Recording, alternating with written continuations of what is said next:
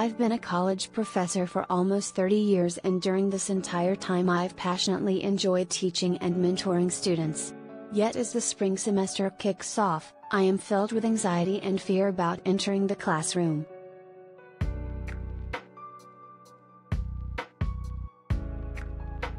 Everything changed for me during July and August 2019, while I was working hard, enjoying teaching and juggling 2 book projects. During this busy and fulfilling time, I started to get headaches, which I normally do not get. Over-the-counter pain medications didn't seem to help, and, after the pain became intolerable, I went to the doctor in late August.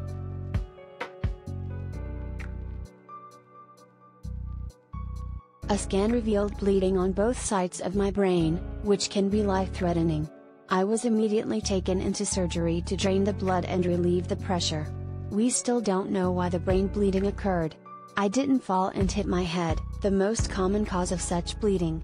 It's also odd that the bleeding occurred on both sides of the brain, as the vast majority of cases of spontaneous bleeding take place on only one side.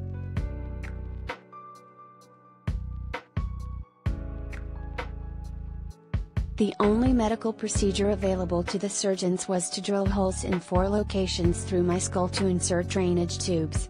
While in the intensive care unit, these tubes remained in my head for a few days to make sure all the blood and other fluids were eliminated.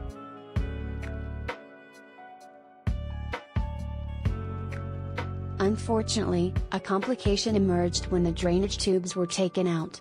This removal process provoked 2 alarming brain seizures, which led to a longer stay in the ICU.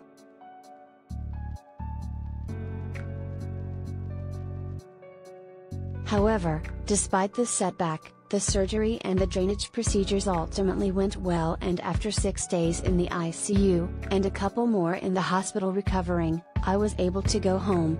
I owe my life to the outstanding care I received from the doctors, nurses and staff at St. Anthony's Hospital in St. Petersburg, Florida. I am now fully recovered with no neurological damage. I am indeed a very lucky man.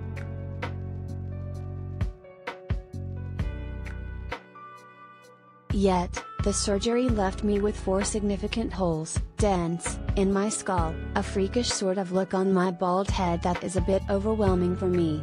It is this radical change in my appearance that has created profound feelings of insecurity.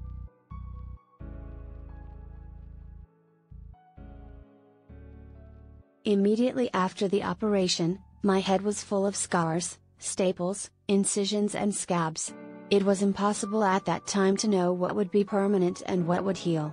After about 6 weeks, it became clear that the significant dents were there to stay, and this was how I would look from then on.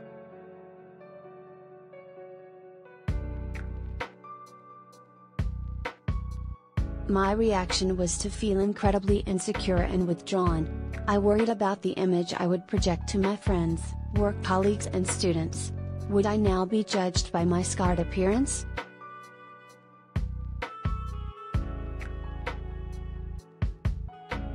When I'm out in public now, I notice the looks I get from strangers, most of which seem to say "Yikes!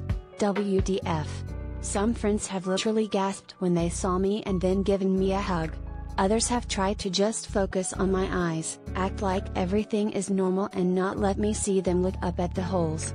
Most friends have been kind and tell me that I'm looking great, which I know is not true. I have a hard time looking at myself in the mirror.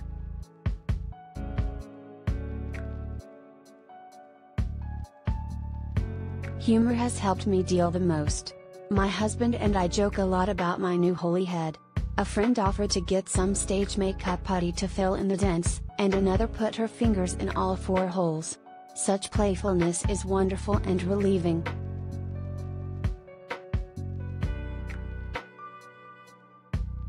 The dents in my skull may not be permanent. There is a procedure whereby titanium plates could be inserted in the holes to make them less severe. I'm in discussions with my neurosurgeon about the risks of such a procedure. If we go ahead with this operation, it will hopefully provide a positive outcome, but there are still so many unknowns.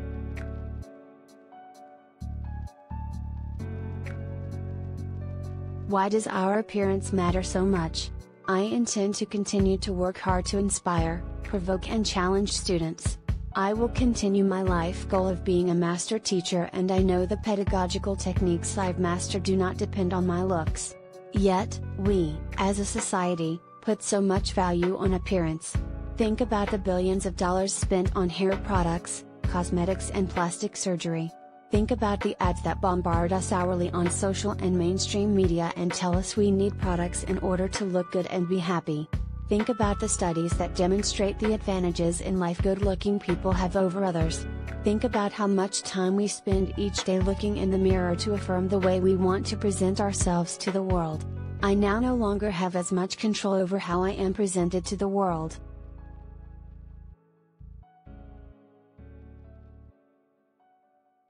But, I do have control over some things, including my attitude and approach to my new scarred appearance. It may sound new agey to talk about acceptance, but what other choice do I have? My first step is to accept, and try to be comfortable with, my new look.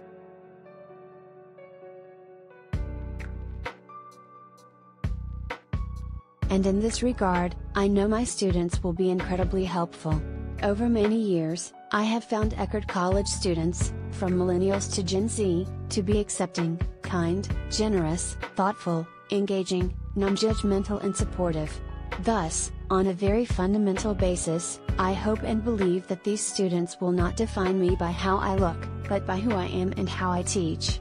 I know that I will gain strength from them and will keep this in the forefront of my mind as the new semester begins. The transition will be tough, but then it will be over.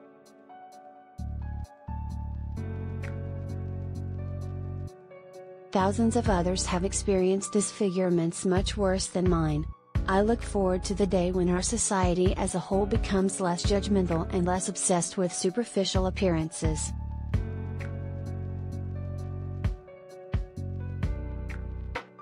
William Felice, Ph.D., is a professor of political science at Eckerd College.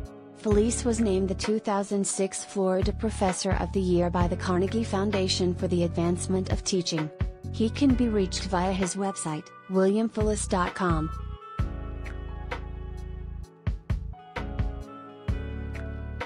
Do you have a compelling personal story you'd like to see published on HuffPost?